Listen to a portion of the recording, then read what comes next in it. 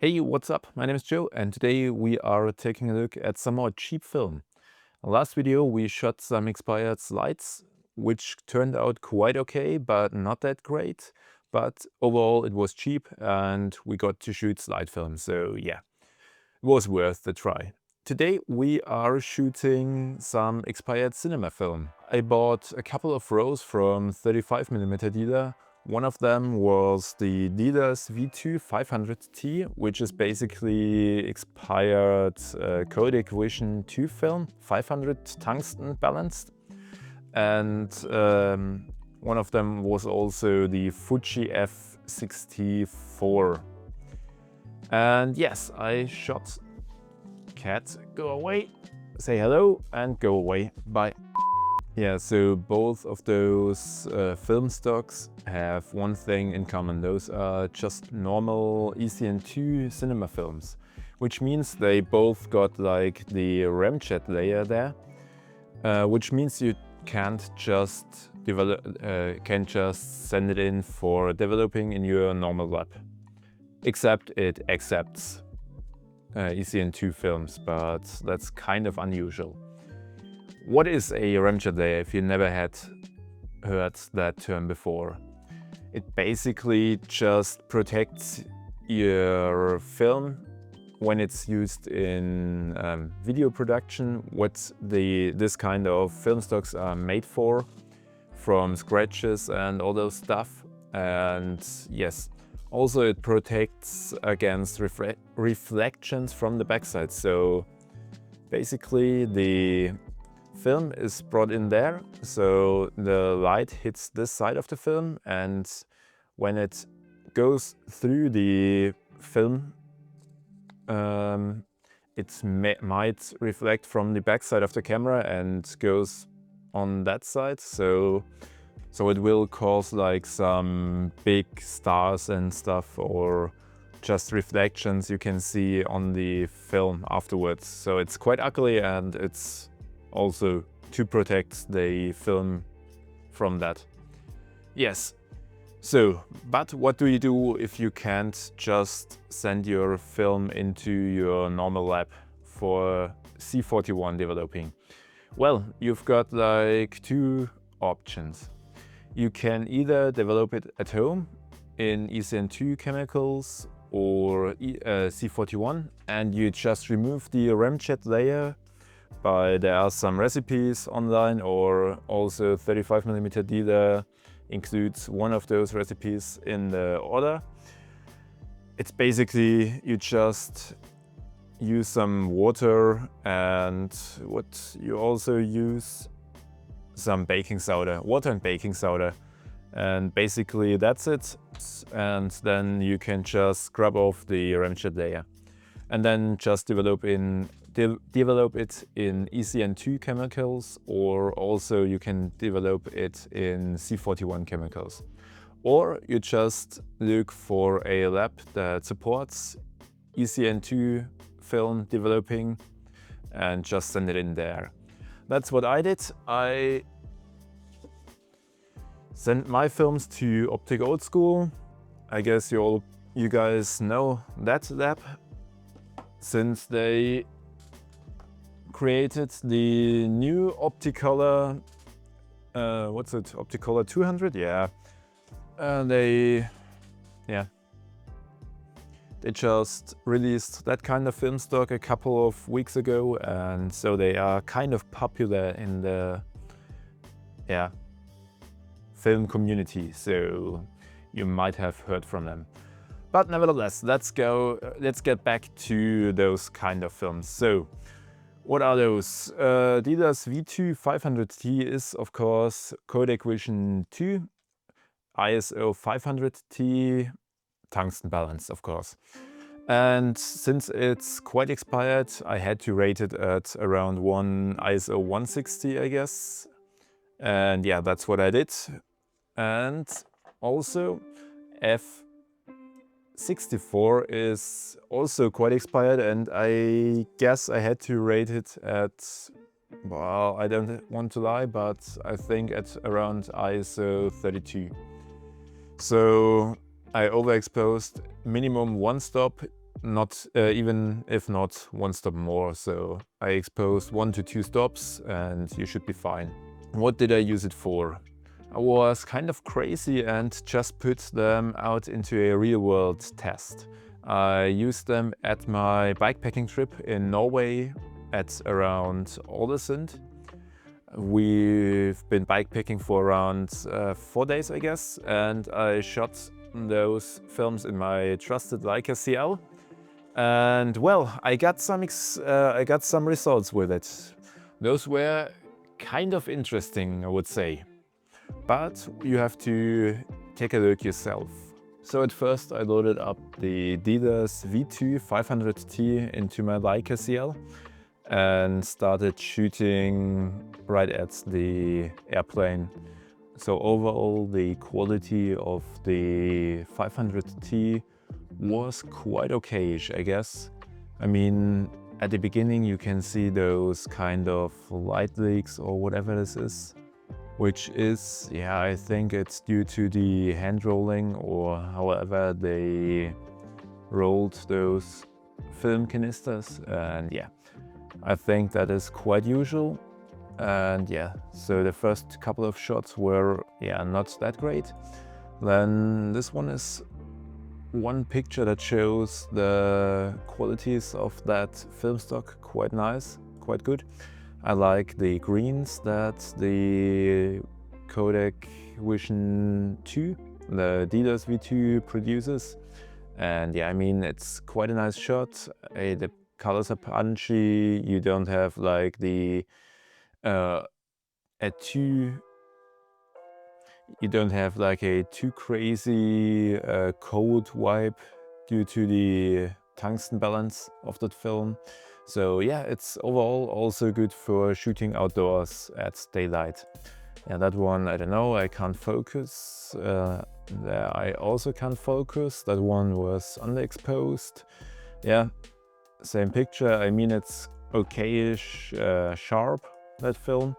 So yeah, it's quite okay. That one was underexposed, but I guess all those underexposed pictures are due to my incompetence and not due to the film, I hope. Well, yeah, I think, yeah. Overall, the green colors like this in the picture here are quite nicely. Also here you can see it's enough sharp. You see the grain a little bit, and it's overall it's quite okay, considering that it's expired a couple of years ago. So yeah, so overall I guess the film is not too bad at all.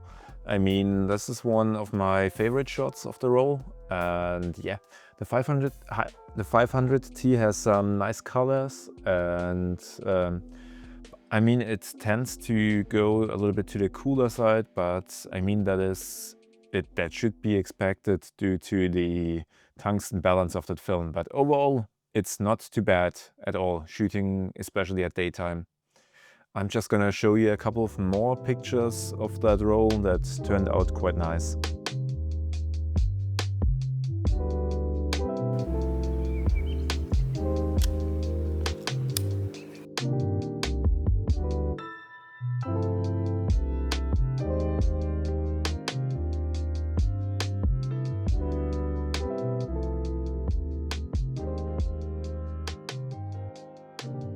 So let's take a look at the other film stock, the Fuji F-64.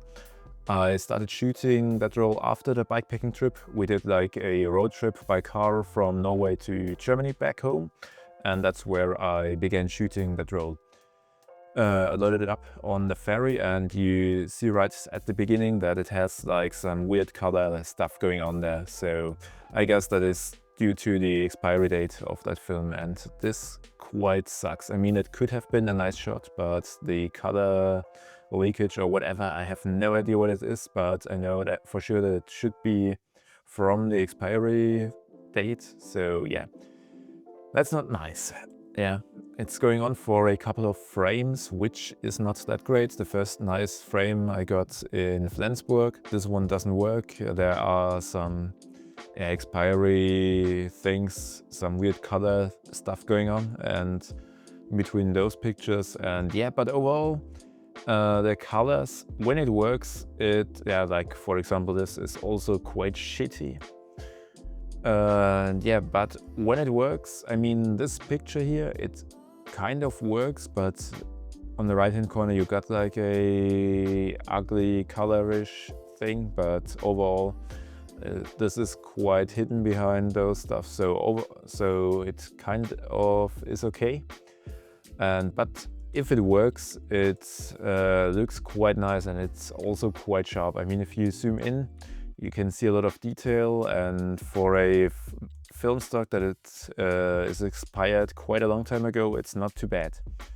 And yeah, I mean, I shot a couple of rolls at Flensburg, and a couple of shots in Flensburg, and the rest of the roll I shot at home in my neighborhood. And I'm just gonna show you some pictures from that roll. But overall, I can say, yeah, the colors are Fuji-like and quite nice, but due to the expiration dates, there is some weird color shift and some weird color stuff going on, which is quite not nice and quite ugly.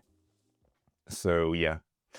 And also, if you're shooting that film stock in shade or in clouded conditions, you get like a kind of purple magenta-ish color cast in the whole thing, but it's it's similar to other Fujifilm film stocks, like the original Extra 400 and stuff. So it's tending to go a little bit in that direction, I find. Yeah, but I'm just gonna show you some more of those shots I took, and yeah, I will let you decide if you like that film stock or not.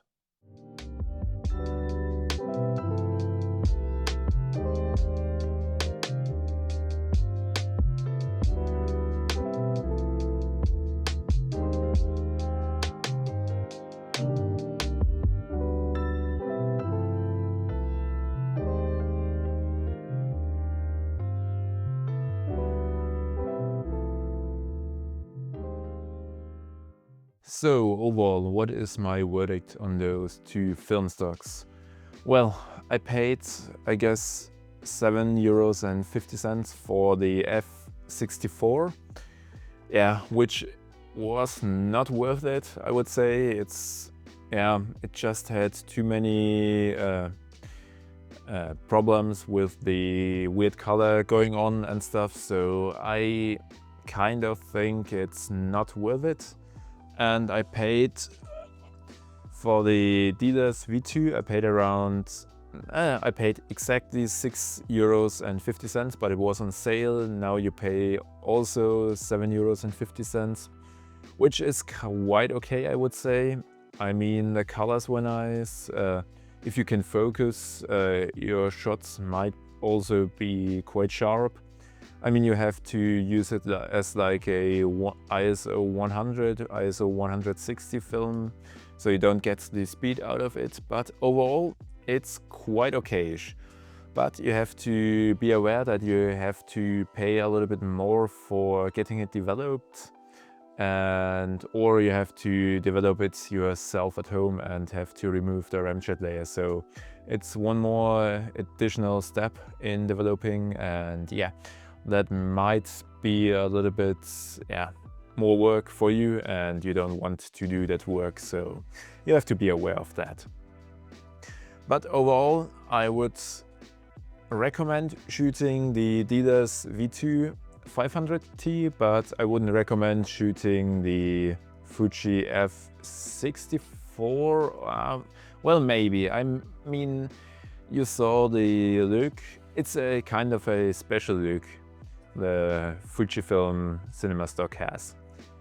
If you like that kind of look, you can test it out. Maybe just order 1 or 2 rolls and test it out yourself. Maybe you get lucky and the first couple of shots on your roll are not that bad. But in my case, it was not that great. But I mean, €7.50, it's not too expensive to just test it out your own. So yeah, I wouldn't shoot it again, but maybe you would. So yeah. So that's it for today's video. If you like those kinds of film reviews and analog content, consider subscribing, and also don't forget to hit the like button. And yeah, we will see us again in the next video.